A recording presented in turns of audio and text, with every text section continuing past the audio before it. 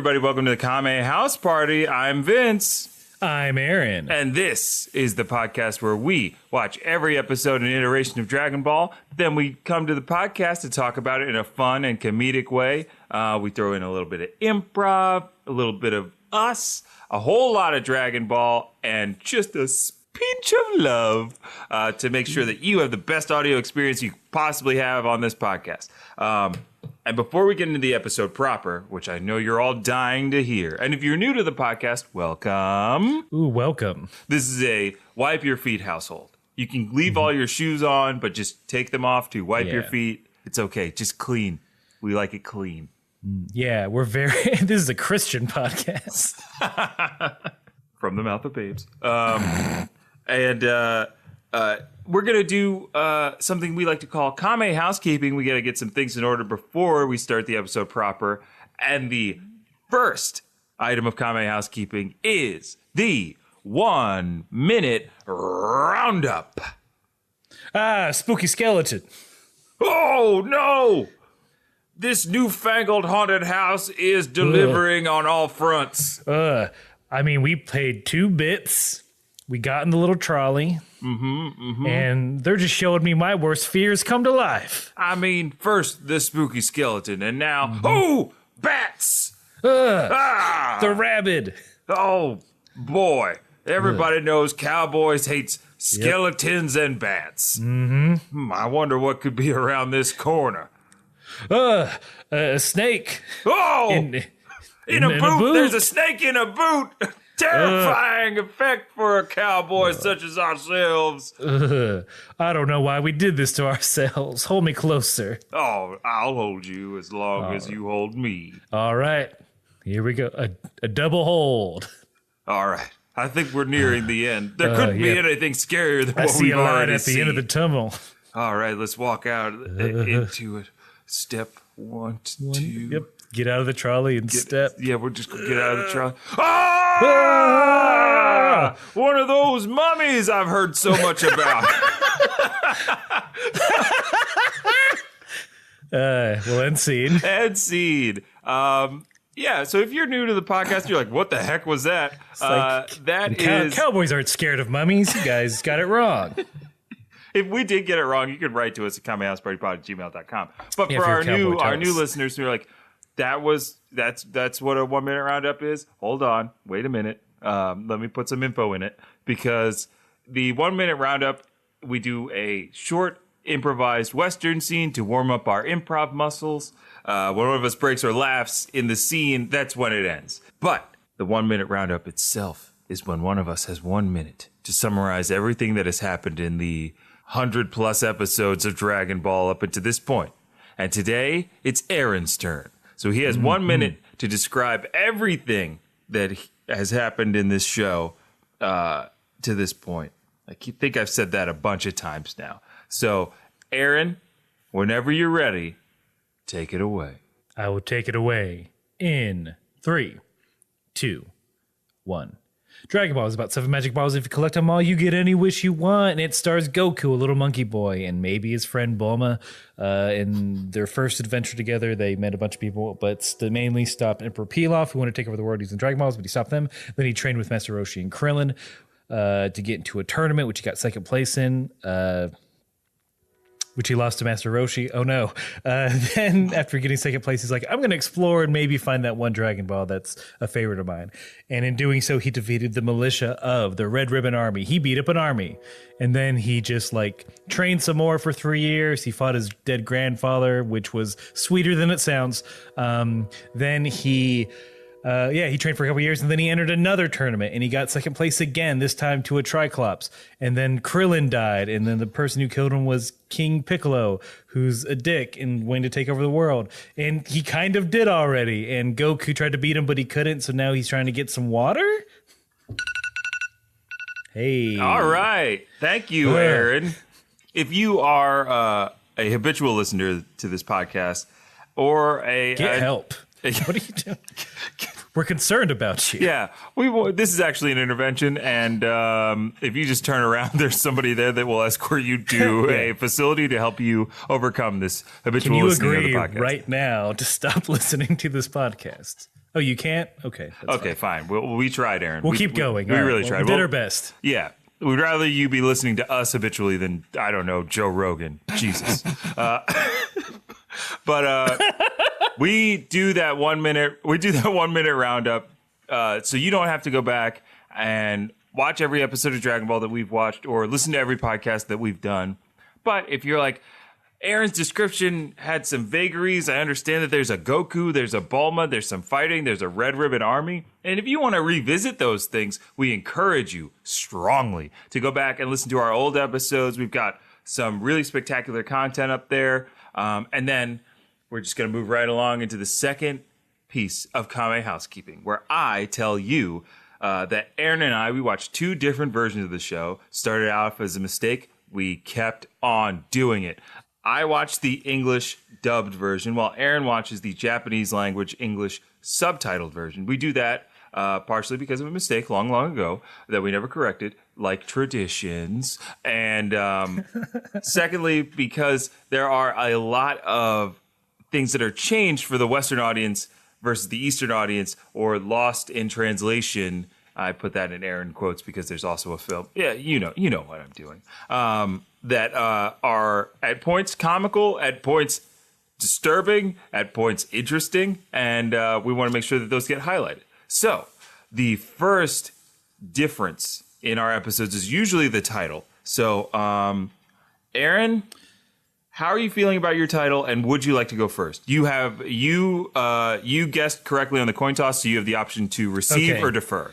I'll receive, which I'm assuming means go first. I didn't establish that, but yes. Okay.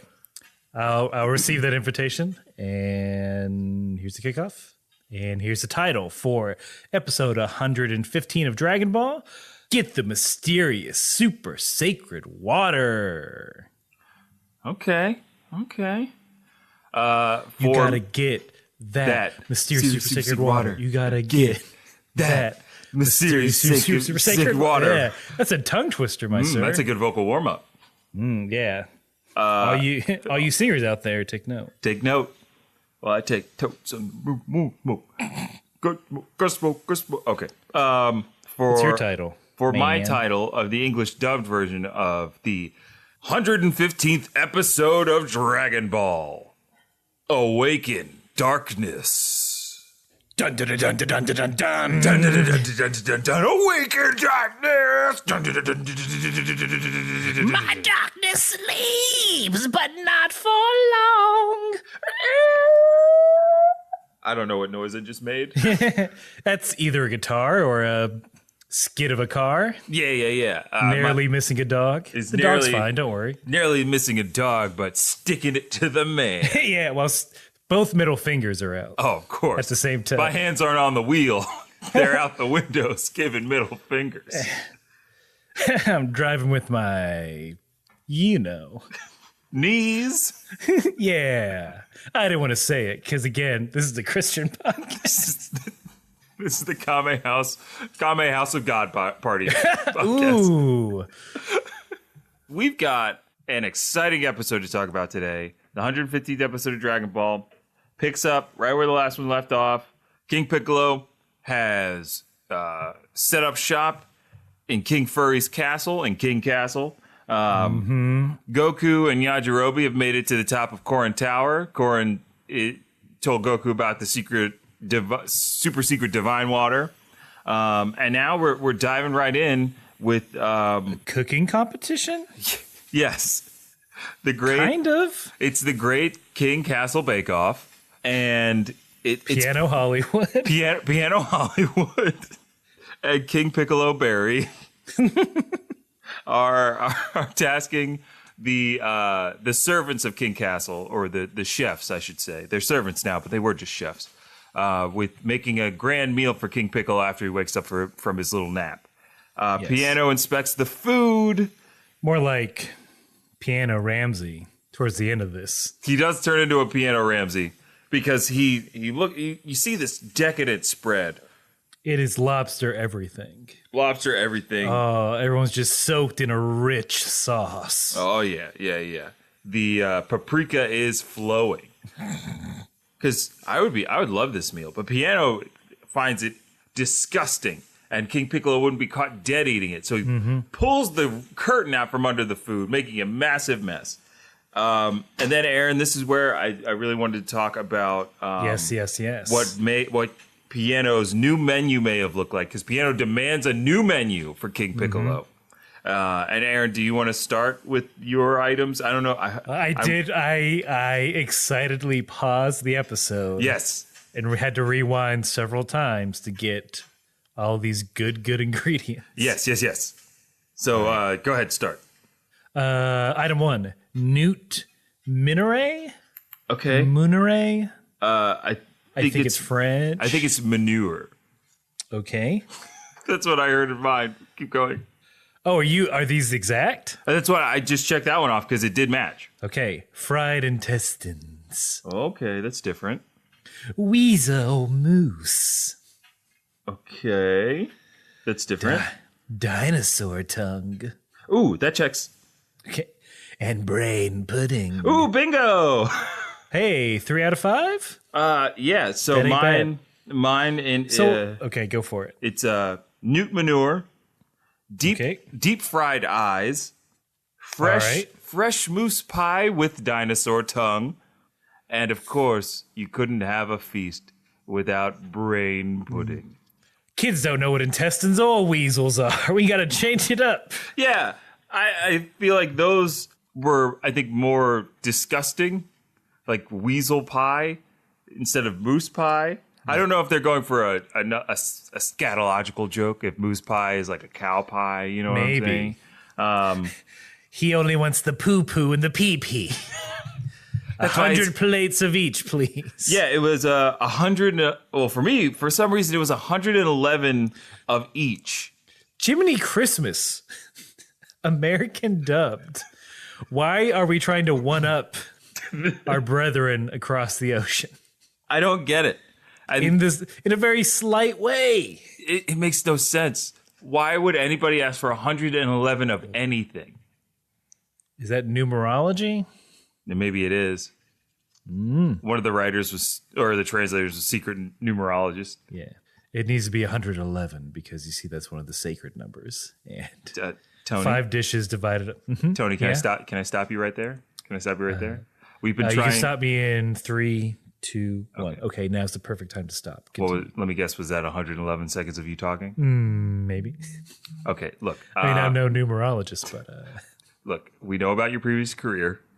All right. You said it would not affect your work, and we've been trying to get this episode out the door for weeks now. So, look, writing is life experience, and you knew I was 30 years working the boardwalk. Yes. As a soothsayer, numerologist, astrologist. Yes. I mean, you're a Sagittarius, so this makes sense that you're a non-believer and a little perturbed by this. No, I'm not. What's your moon sign? What? It's a waxing crescent. Did you ask for my moon sign? Yeah, I did. Yeah, a waxing crescent. Oh, okay. All right. Well, that's unexpected. All right, better.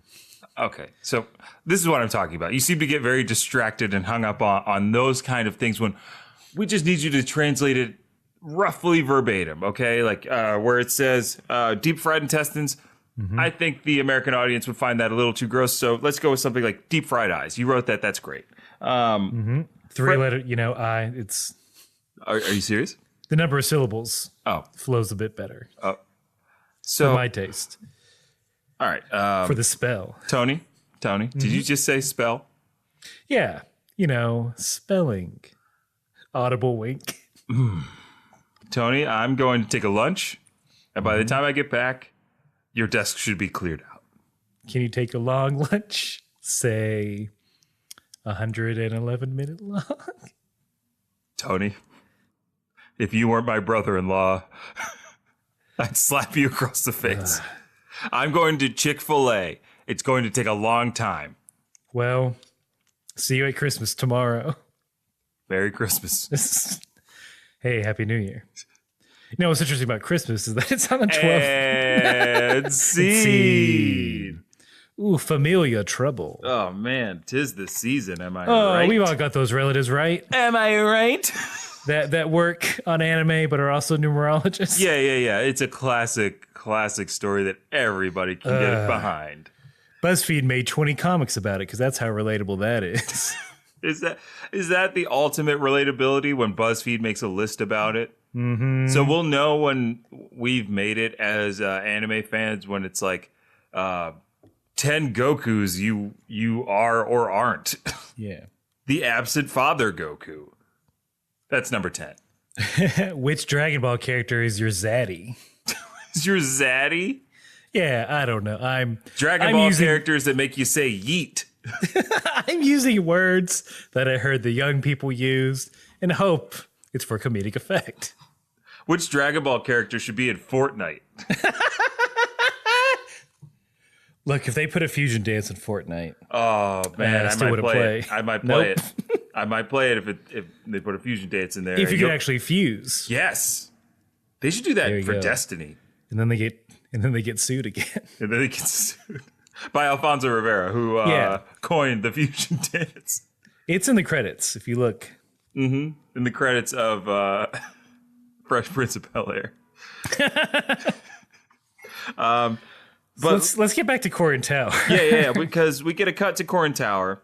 Korin does a lot of talking in this episode, which I'm fine with, because I love to hear his voice. There's a lot of exposition he's got to get through. For good reason, too. This is a complicated task. This is, I mean, the basic setup is that, yes, there is super sacred water or super divine water, which is the best drag name ever. And Goku's got to get to it. So tell me your version of what he's got to do. So to get to the ultra divine water, Goku has to travel far north to an ice maze. He has to find the water in this ice maze and then bring it back and drink it. And there are a bunch of like dangerous things along the way. Korin, before Goku goes off, he says, "Oh, and one more thing. Watch out for darkness, because darkness will try to block your path and is devious and will try to deceive you." So that's pretty much all I got. Wow, he went kind of deep into the darkness. So pretty much the same. Labyrinth instead of a maze. Okay, of course. Yeah, yep. Because, we're dumb Americans. Yeah, we like mazes. Here's like hedges. We like the back of a children's menu. Or the front if you're at an Applebee's. Boom! Suck it, Applebee's. I solved your riddle. Now give me my apps thrice. Yeah, it's three for one app special on Wednesday nights at 10 at Applebee's. If I got discounts on food for solving various puzzles, I mean, call me Puzzle Master. Because I'll get those puzzles done. That would be one heck of a trivia night. It's a puzzle party at a restaurant. You come in, you pick your puzzle. That determines what entree you get once you finish it. Yeah, if you don't finish it, I guess you don't eat. Eat. You have 20 minutes to finish this puzzle, or your table's gone. You got to try it all over again. Rubik's Restaurant. Oh, Rubik's Restaurant. God. We got business ideas left and right. Yeah, and if anybody steals them, we'll send Alfonso Rivero to sue your ass. Yeah. Well, Korin is telling the story. We see some blue-haired dude going through this ice maze as sort of, I don't know if this is what actually happened or if this is what someone is imagining in their mind. There is just a random blue-haired anime boy who is slowly aging until he dies with like a full beard and those castaway shorts that used to be pants. Yeah. Because that's what happens when you're walking through an ice maze is your pants deteriorate into shorts. They're just so threadbare. I've had some pants experience. The legs aren't the first thing to go. No. It's that middle part. It's the gusset. It's the most vital part of the pants. The part of the pants we all need. To hide our shames. Yeah. Our various shames. We've all got them. They're all different, but we've all got 2 to 3 shames. 2 to 3 shames. Front, middle, back. Pussy and crack. Oh no, there's a Christian podcast. Oh no, yeah, you forgot. Bleep that out. You know, it would be fun if I just bleep out all the cusses for this episode. Do you want to do that? I mean, we haven't cussed that much. No, we haven't. So Crack's not a dirty word. Crack is not a dirty word. So my question is, does the labyrinth or maze age you? Or did he just stay there that long to where he had a gigantic beard? And we're both beard boys. We are both bearded boys. I would dare say a couple years to get that length. Yes, for me, yeah. A year. I think a year to get here, and then it's been years to maintain it and to perfect the shape of it. Still, now I'm into the beard oil phase to try to perfect it even further. Trying to put some ultra divine water on my face to get my beard right, and I did have to go into a maze of finding it on the internet and making sure it wasn't like stupid fake oil or CBD oil that I don't need on my face. The maze of forums and comment sections. Yes, the maze of comment sections. But in my version of the show, that scene was like, had some Corin VO talking about how people get lost in the maze and never come out. So I think it was just, he was there for so long. I have several questions about that, but there's also a show about wishing dragons and flying clouds. Yes. So let's keep it at arm's distance. Just so you know, this cartoon showed us a man dying slowly. To put it in perspective. Yeah. It's not your grandpa's Dragon Ball. Yeah, it's getting closer to Z. Like, we need to show more people dying, so everyone gets prepped for the episode 1 farmer murder. That's gonna happen. Oh, I can't wait to talk about. I really cannot wait to talk about that. Oh, it's so close. I know you're all excited. It's gonna be so good. But we got to deal with Yajirobe like a sensible adult. Not wanting to go into a murder maze. I'm loving Yajirobe at this moment just for this scene. I don't know why Goku thinks Yajirobe's just going to do all this stuff with him anyway. Like, Goku turns to Yajirobe after getting all of this information, knowing that it's a fool's errand and death is imminent. And he's going, so Yajirobe, you coming with me? No thanks, I got to take a shit. In mine, at the very end of the scene, he just walks away, he's like, I need a toilet. See, that makes more sense than mine, because we had just seen Yajirobe eat almost an entire bag of senzu beans. Yeah, stuff to the gills. Stuff to the gills, to the brim. And in mine, as he walks away, he goes, "I need to get some more food." I'm like, okay, physically impossible. They sanitize this for the American audience. He does get that way after he goes to the bathroom. Because he's like, wondering where food is. And then he's like, wondering if that, quote, wonder if that old geezer of a cat is hiding midnight snacks. So first of all, good rhyme. Second, that's a great rhyme. Like, did he poop the beans out? Did he throw up the beans? I'm imagining a South Park-like scenario in which, where he is spiraling up on a Randy Marsh style 100 Keurig turd. He pooped it out, or he's insatiable. Yeah, or Yajirobe's true power lies in his stomach. But those beans were alive the whole time. But they aren't. We've seen them in work, unless they're like placebos. They're cut with garbanzo. Yeah, the beans he had weren't fresh. Yeah, those beans were stepped on. Was this a black bean? Kid, are you trying to scare me? What are you talking about? My stuff is pure, 100%. Hold on, let me stick a little knife in it. I'm going to rub it against my gums. Try it. Let's see. Full for 1 day, 2 day, 2.5. Wait a minute, bud. I'm only full for 2.5 days. Come on. It's not me. It's my supplier. I didn't do anything wrong. I'm just a pretty little kitty cat. Meow, meow, meow. You used that trick before where you rubbed up against my leg. I thought you were my friend, but actually you were just marking me as your territory. Sorry. Lost my voice there for a second. It's okay. I was purring. Get out. Hey, you're getting your white. Your accent's so good, I'm picking it up. Look, I'll buy these because I'm a desperate and also addicted Just like the podcast. I knew you would. I always knew you would. But I'm not going to pay full price. All right. Or I'm going to need something else on the side, audible wink. All right, fine. Take this, a thimble of divine water. Ooh. Wait a minute. Oh, come on. This is just regular water that you give to those schmucks you train. Yajirobe, look, would I ever do you wrong? You have, twice. Today, in the past 2 minutes. I forgot. I'm a fastidious cat. You are just a cat. Anyway. I should probably stop buying drug beans for my cat. And see. Hey, just say no. Just say no to Corin. If you are buying drugs off your cat, that is... I can't think of a more rock bottom. Besides the rocks. Except the rocks rock bottom. Well, unless the rock does a rock bottom on you whilst you're buying drugs off your cat. No, here we go. Aaron, I just got it.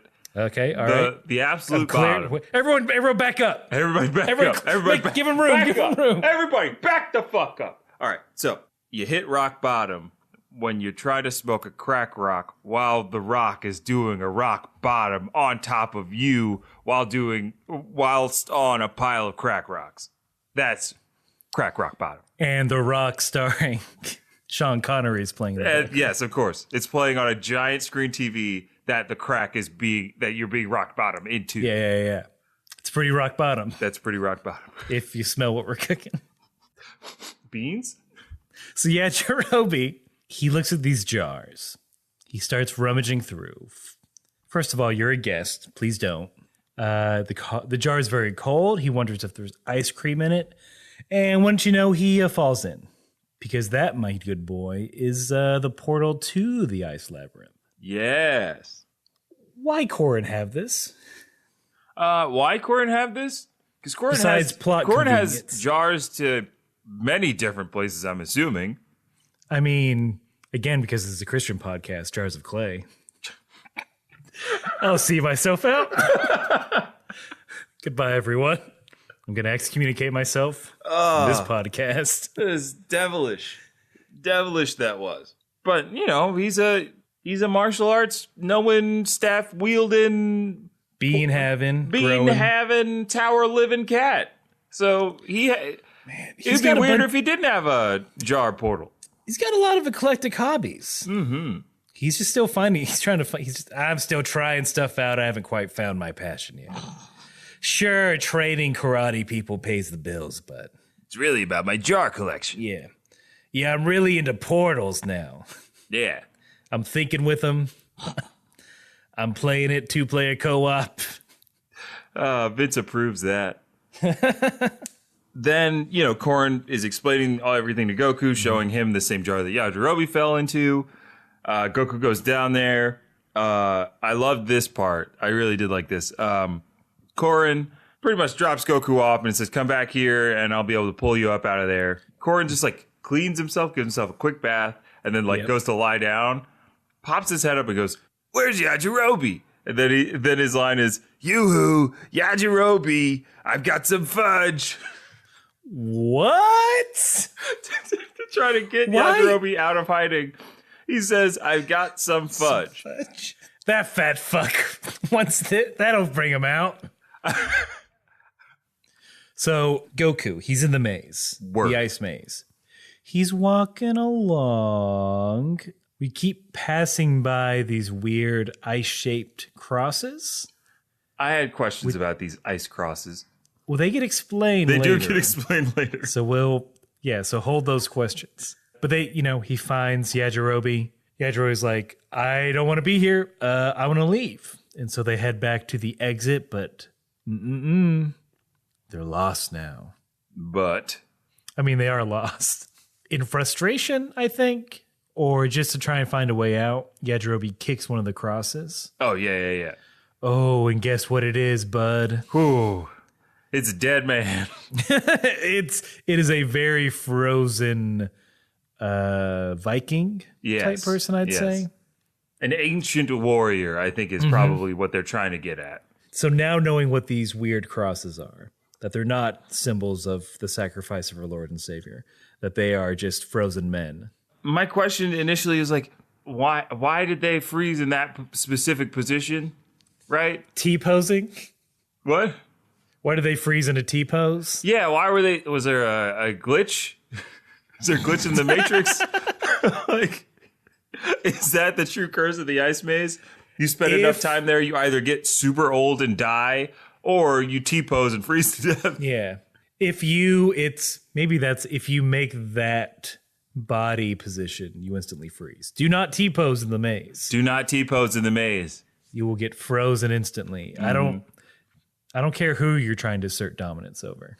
It could be the darkness himself. Could be the darkness himself.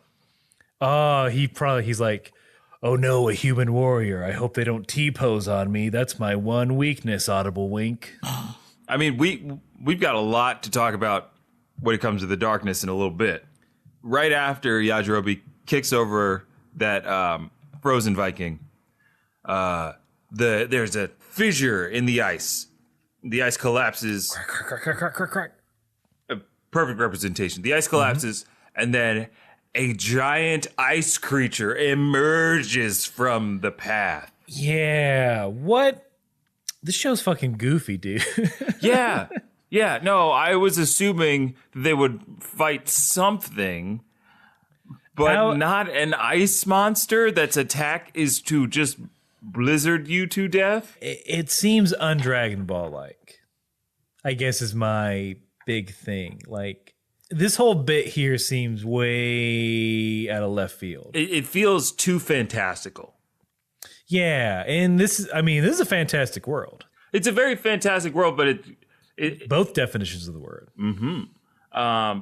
But this seems like somehow not part of that in a weird way. Yeah, I can't put my paws on it, but it could be that's the special aspect of this realm, of the labyrinth. You know what it is, man? It's a water level. Oh, geez. No one likes them. Mm-hmm. They put them in there. They're real weird, and there's like a bunch of explaining that has to go in like it's later a water games. Level. Yeah, in later games, you know how like it seems like there's way more explanation. Like, it's flooded. I guess you got to use this gillyweed, and I'm mixing things up. But like, you get what I'm saying. Yeah. It's a thing that's just there. We all just got to get through this. The ending of this episode is really good, and when we get to that, we're all going to be super excited. But right now, I'm like, on this bit. And I think, Aaron, this is a perfect time, because the show also does this, but this is a perfect time to cut to a commercial. Vince,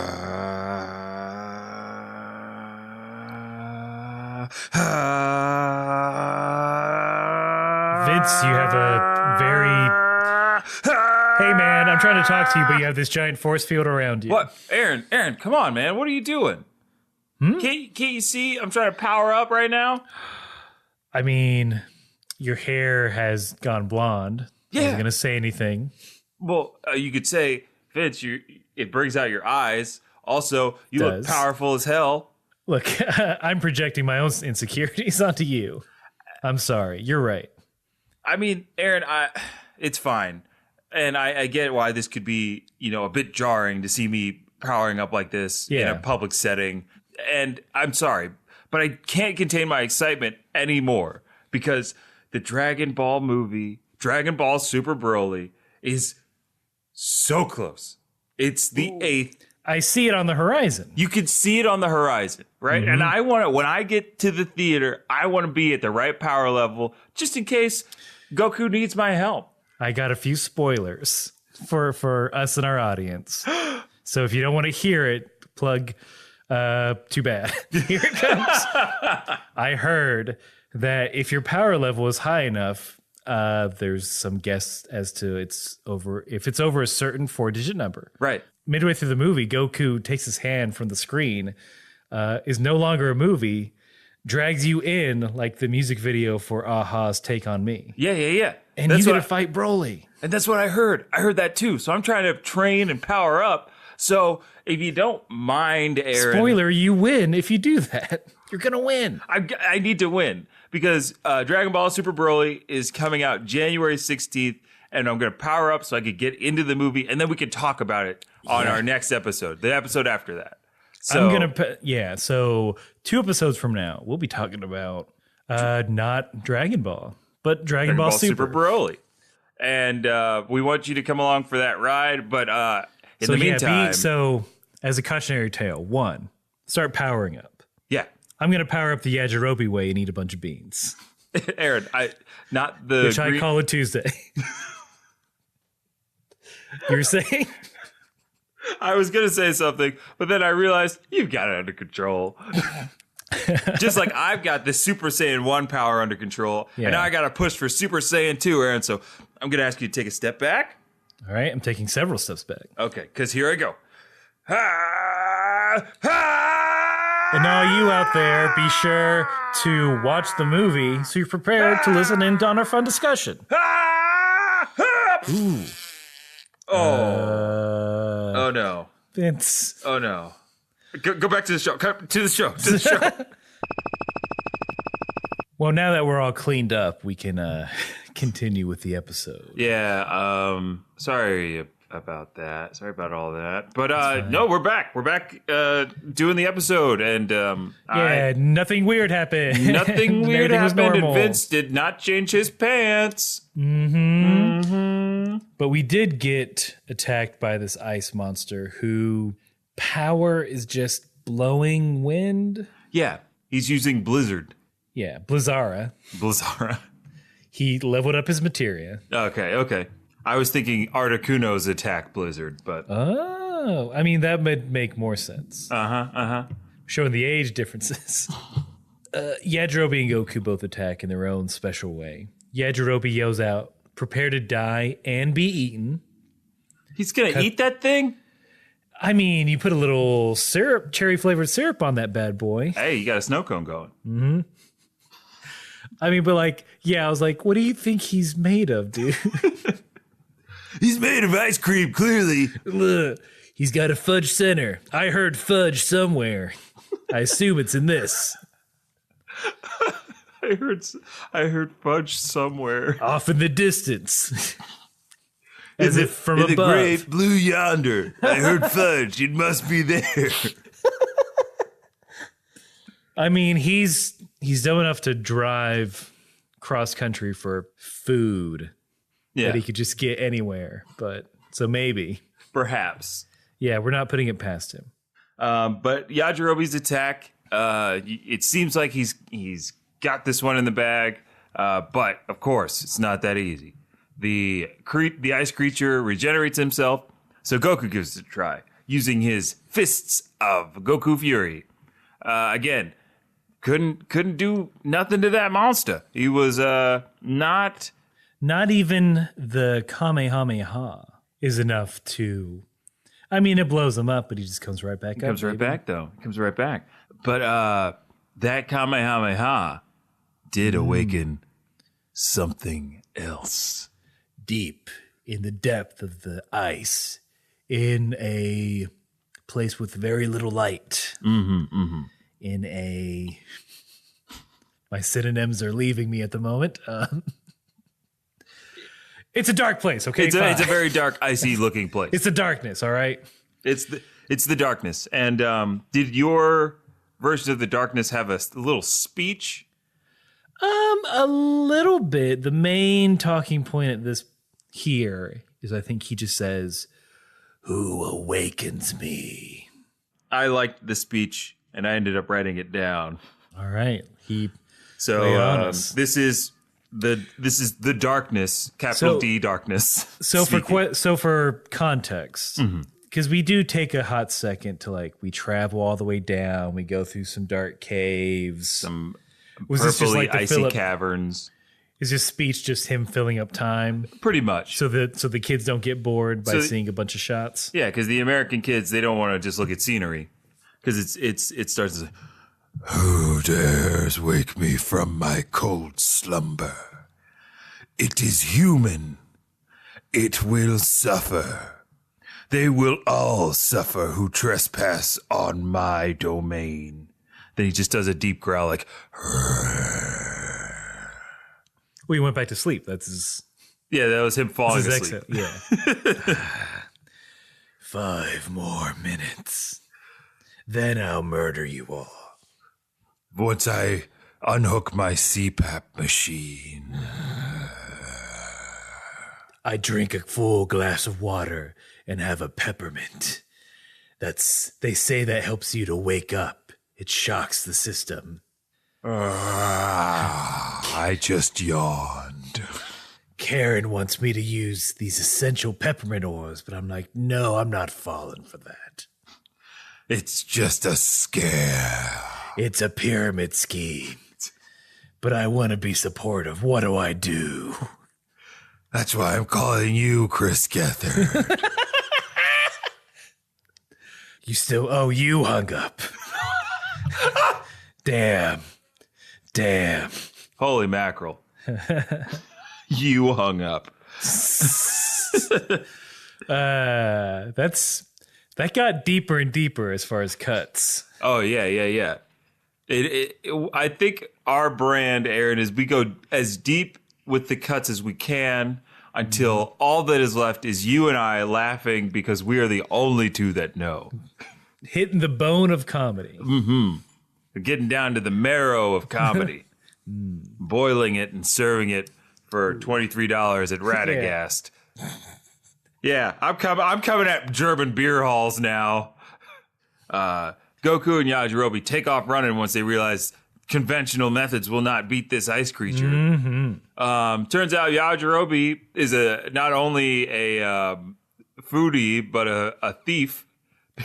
Because as he's running, he's just dropping beans. I hate these beans. Let me take all of them. Yeah, he hated them and then steals them. He's like that house guest that comes over and you offer like a snack a billion times. They say no. And you wake up in the middle of the night and that bag of chips you offer them is empty. You're like, Ooh, that sounds personal.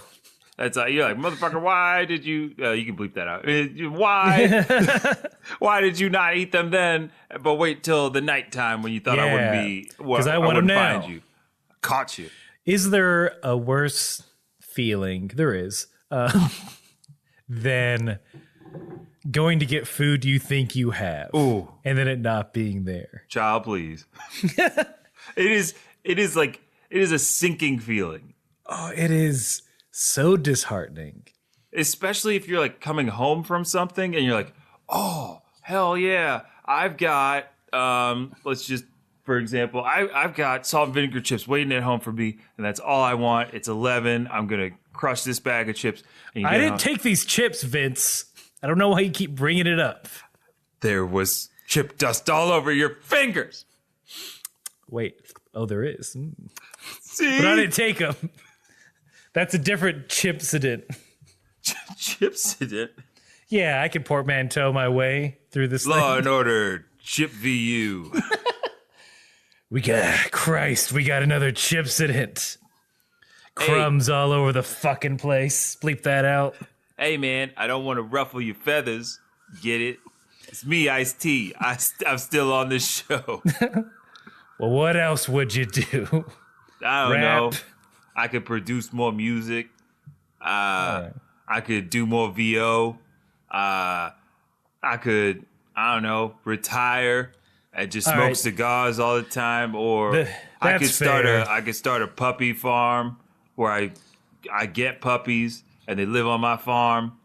And then I serve them iced tea to drink because it's hot. I'm really regretting being so glib with you on this. Hey, look. I think I pretty much got tenure on this show. I can say whatever I want. They don't even give me a script. Well, look, there's Pringles cans all over the place. They're empty. We got 12 bodies. Cheeto dust everywhere. Look, man, I don't do pop. And I love cheat hoes. You are the thing keeping this show afloat somehow. And they are the other guys. End scene, because End scene. I don't know what we were doing anymore. Oh, it was Ice-T vamping on Chip VU and just doing chip puns, because that's all he does on Law and Order is he just does like murder puns. Okay, look. Yajirobe stole beans. Then he became a sled. Yes. Then there's a 5-minute sequence of cool runnings. So it's Yajirobe Sanka? It's just Yajirobe getting hurt. Yes, it's bad. I felt really bad for Yajirobe. Imagine that is an ice burn. Imagine sliding down ice at, I dare say, 30-ish miles an hour. I don't know how fast a bobsled is. Certainly as fast as that. Mm-hmm. I would say Yajirobe's going a lot faster. Well, Goku's trying to have a conversation with you because he's fine. This is normal for him. This is more of the evidence of Goku being a sociopathic menace. That he could have stopped with the power pole. They could have stopped at any point in time. Nope. He's like, you know what? I'm going to see where this goes. I'm going to follow this to the end. And I wrote in my notes, this has gone on for too long. They do end up falling just into lowercase d darkness. Lowercase d darkness, yes, of course. And I have my big gripe with Goku is coming up here shortly. But first, we got to go back to West Village place. I think you could. Was it West City? Yeah. Back to West City, born and raised. Where Suno's tending old women for days. Maxing, relaxing, acting all cool, saying hope is a thing that will be the rule. Yeah, she's telling an old woman who's like, well, my house burnt down, fuck it. Just leave me to die. Even though I have this old woman who perceivable injuries. Yeah, she didn't look like she was hurt. She just looked like she was hot. She's just like too warm. 90 degrees, just kill me now. Here's a knife. I'm too tired to push it all the way in. You do it. Thanks. You do it, little girls.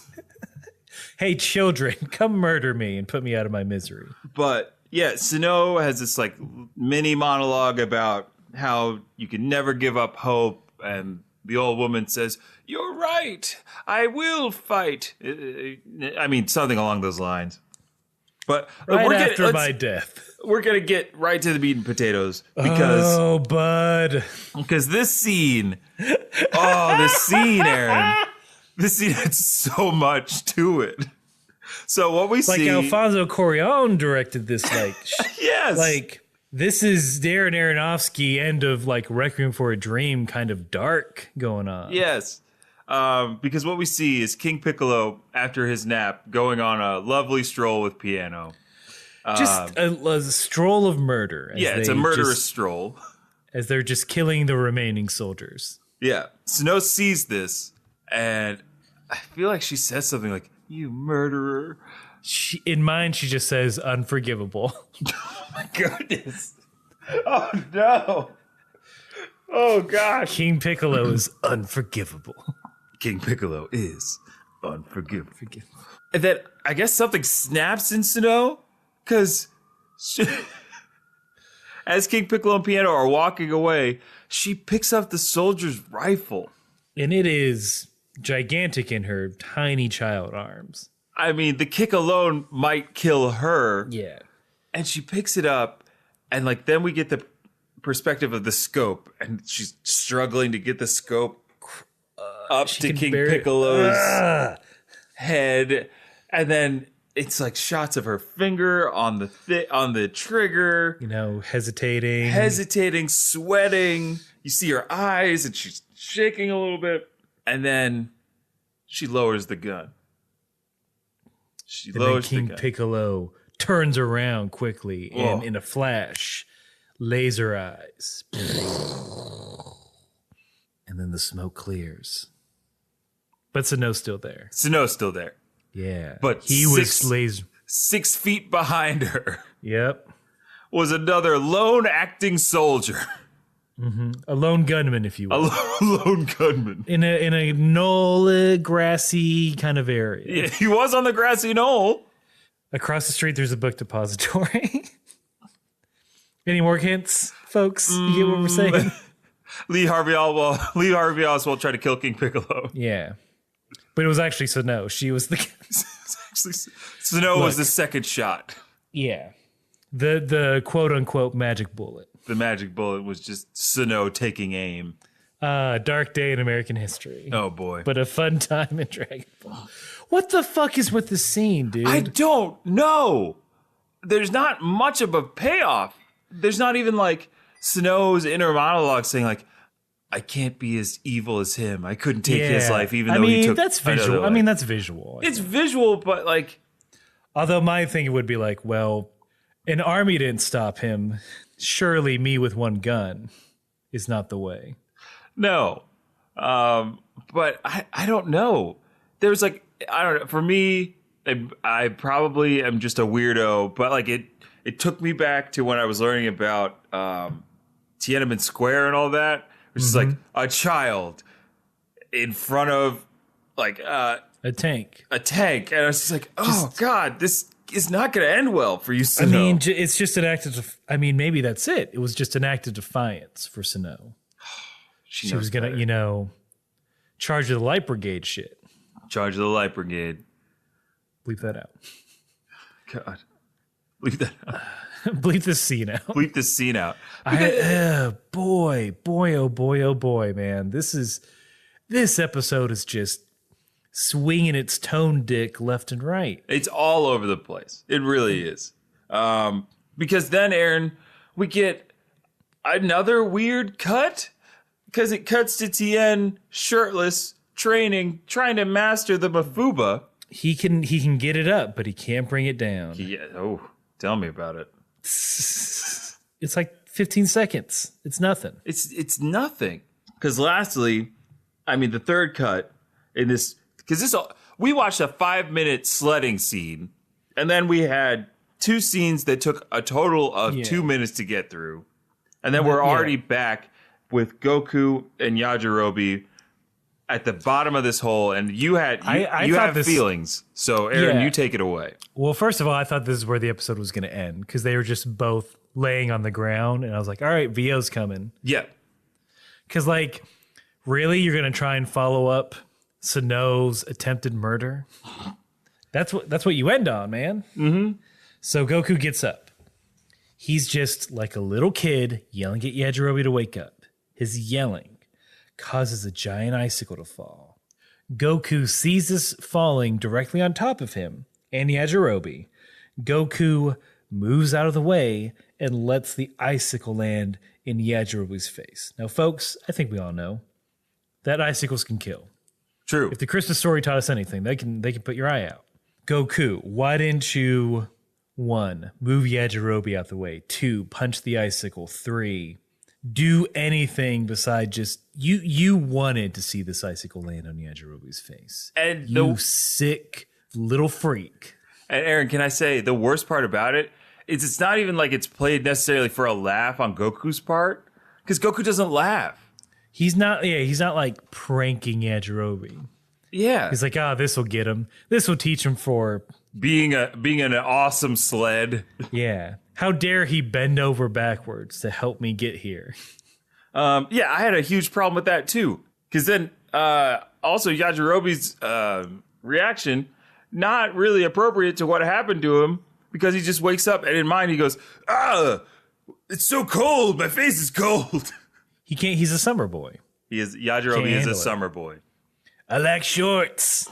Like the cool breeze on my thighs. I'm from San Diego, where the fudge is everywhere. So I've been told. By a voice that I will find at some point.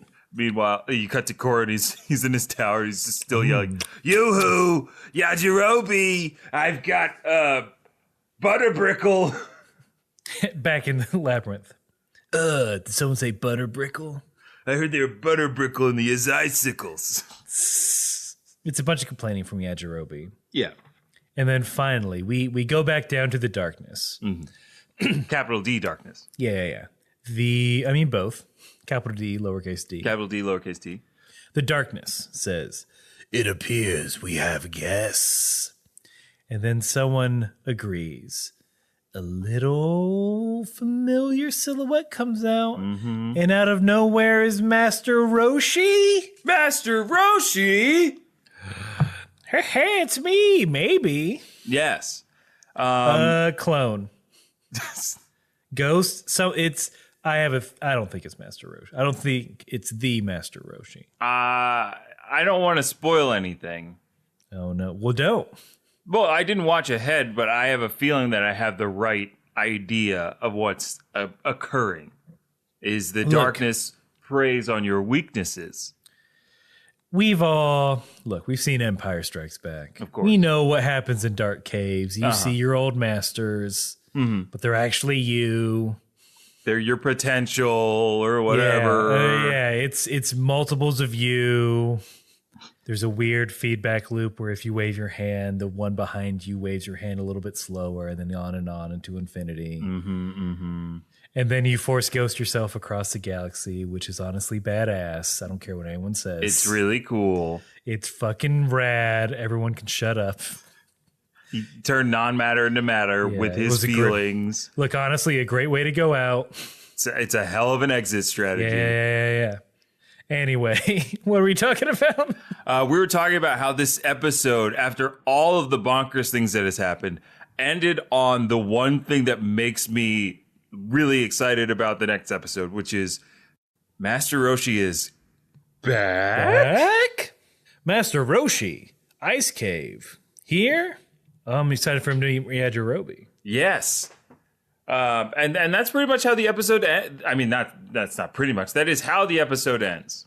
We've got some questions that the announcer asked. Yeah, the announcer has cues, and then I'm assuming he'll give us A's at the end of the next one. Maybe. I doubt it. But yeah, we have a mysterious darkness, a mysterious Roshi, mysterious fudge, which I hope we get to at some point. I do want Yajirobe at the end of this to get his fudge. Hey, if you see Yajirobe out there, buy him a fudge. Yeah, buy him a fudge. Speaking of fudge, and around the corner, ooh, we got a not a milk bag, a mail bag. Yes, we have a hefty mail bag. Ooh, it is engorged. We left our keep being gross. We left our email alone over the break, and imagine our surprise when we came back.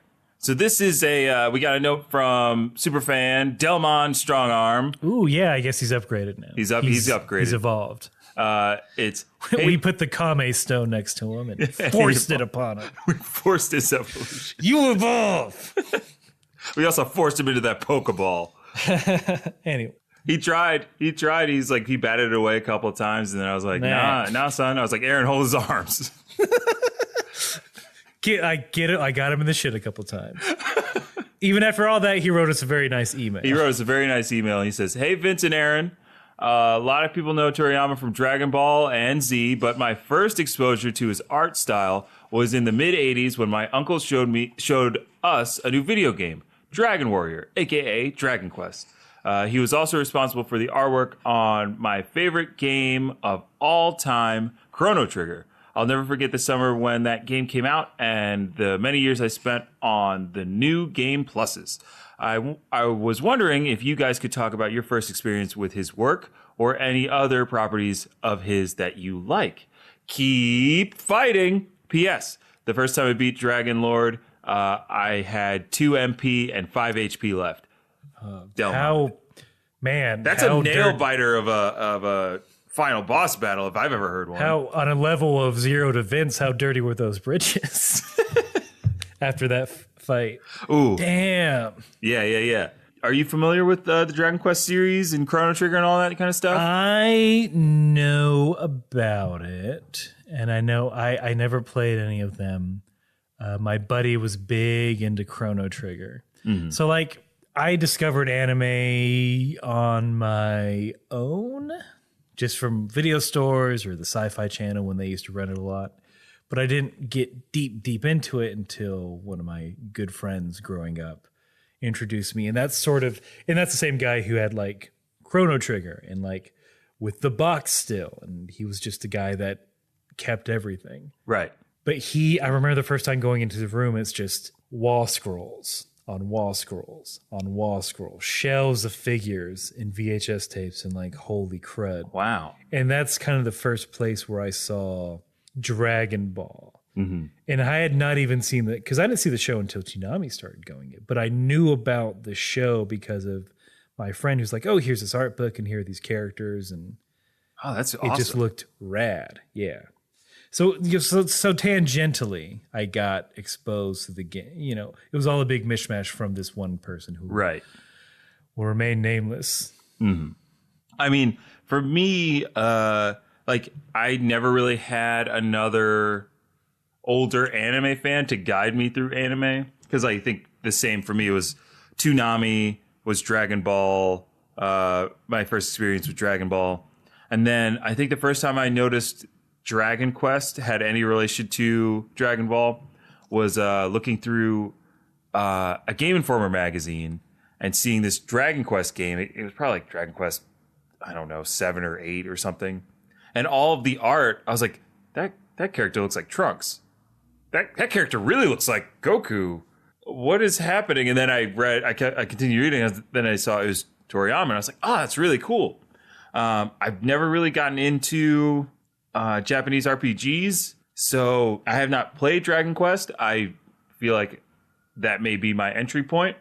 Especially Dragon Quest 11 seems pretty accessible and things like that. So I may check it out, but other than that, I mean, after watching Dragon Ball and becoming aware of Toriyama, it's just like anytime I can find his art, I love looking at it because the guy is talented. Like with a pen and a white piece of paper, he paints a highly detailed picture of everything he wants to. So, no, I think we probably have to go into Dr. Slump at some point. Is that the Arale's? Yeah. That first one. Yeah. We'll see. We'll see. We still got a long way to go. So this next one is from Ben. Ben has written to us before. Good guy Ben. Good boy Ben. Good guy one Ben. More. Look, we can't just hand out super fans. There are rules, maybe. There are rules, maybe. All right. So Ben writes, I don't know if this is okay, but I'm giving this podcast 10 star balls. Your improv is hilarious, and the 1 minute round at Western Scene is always the best. I remember when they did the story mode of Dragon Ball FighterZ. I'm a big fan of the Dragon Ball Xenoverse 2 storyline, and I was wondering if you maybe could play it on air. Also, as an appendum, he sent dose emails, so maybe this is all right. Well, rules is rules. Superfan Ben. I knew it because you wrote 2. I also think about your opening theme. As good as the Kame House Party song is, once you get to Z, you should consider another type of 8-bit. The 8-bit is my Z opening recommendation in the form of the first 42 seconds of the Dragon Ball Z opening 2 by Chipmunk Heroes and Square Punch.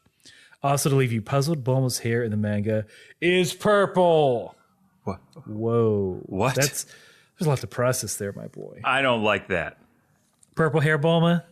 Well, parallel universe Bulma? I'm thinking about how parallel universe Bulma would shape up in my eyes.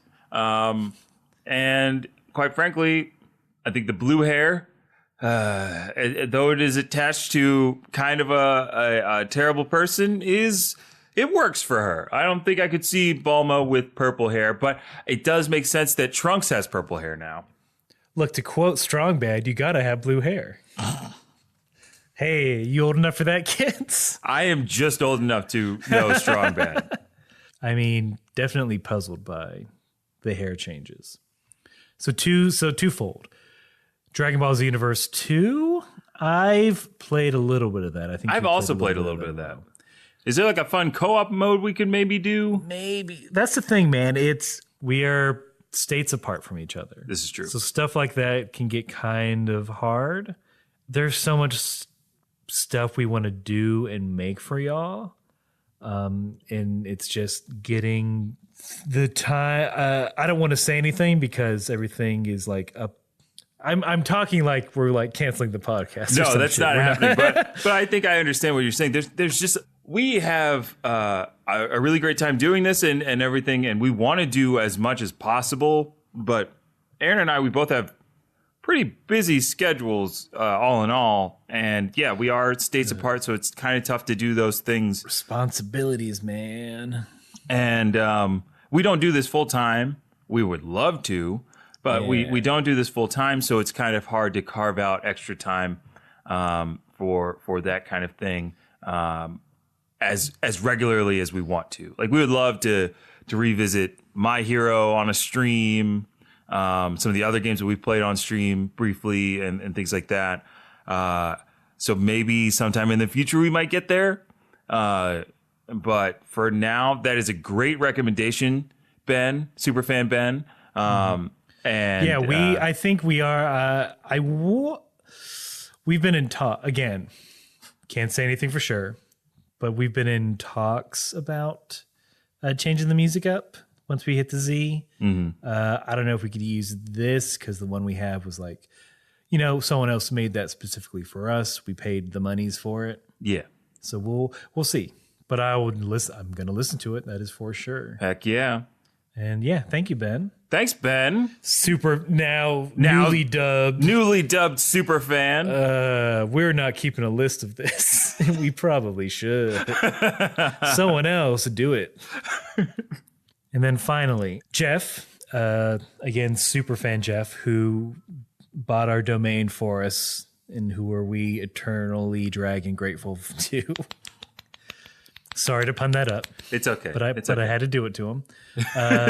He deserved it. He wrote us this and said, well, first, our surprise in an email where it says, hey, this person sent you an Amazon gift card. I'm like, okay, scam. Let's tread lightly. Yeah. Maybe don't open this one. Yeah, but I did anyway because I'm greedy. Hey, KHP, it's been a blast listening to you guys the past few years. I definitely believe all your content has some very strong replay value. I keep getting caught off guard by jokes I didn't get the first or fourth time around. Damn, son. I wanted to wish you both a very Merry Christmas and take an opportunity to introduce you to a manga that was a fun and enlightening read. If you haven't read it already, Dragon Ball, That Time I Got Reincarnated as Yamcha. I hear you can find it on Amazon. Jeff. And he sent us an Amazon gift card. Oh my God, dude. Quit.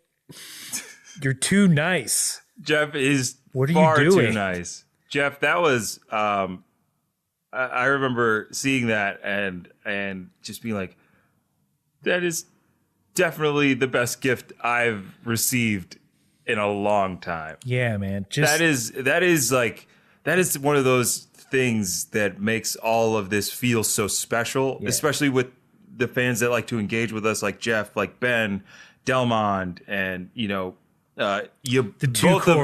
both of the ya boy Corys and others who have either drawn stuff for us or made things for us. It really is incredibly special, and we appreciate it so much. It is. It's insanity to me that this things like not just the gift, but that like all of you write to us and want to talk to us. That why I'm a fucking goober in Pennsylvania, dude. What are you doing?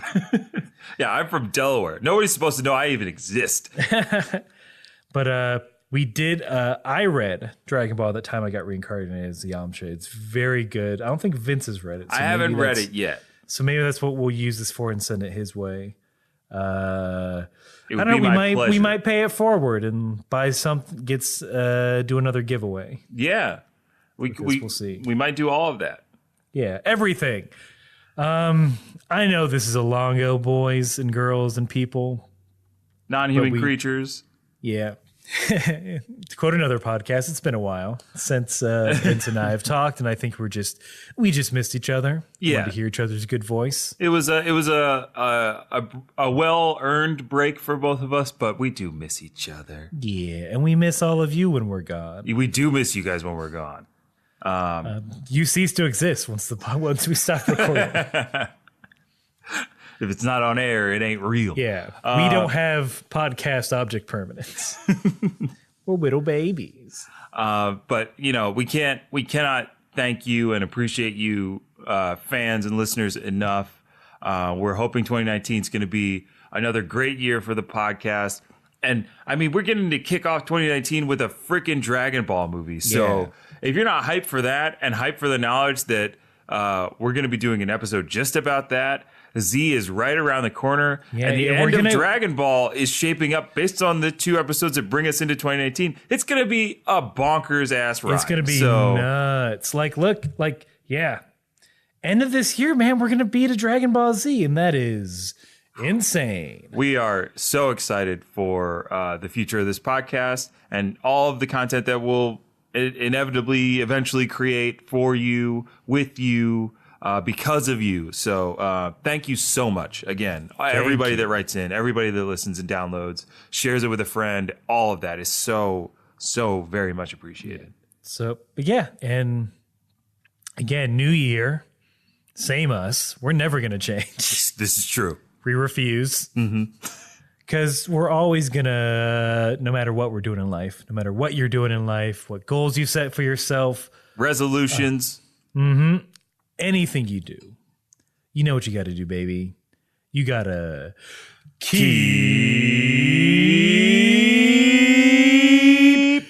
fighting.